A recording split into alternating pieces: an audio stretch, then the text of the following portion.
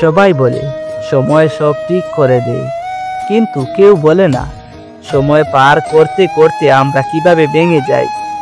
হাসতে হাসতে ভেতরে কাঁদি, চুপচাপ থাকি, কিন্তু মনটা চিৎকার করে কাঁদে। যাকে প্রাণ দিয়ে ভালোবেসেছিলাম সে আজ অন্য কারো গল্পে হাসে, আর আমি একটা ছায়ার মতো হেঁটে চলি নিঃশব্দে। ভালোবাসার মানুষটা যদি অনুভব না করে, তবে নিজের অস্তিত্বটাই ধীরে ধীরে মুছে যেতে থাকে।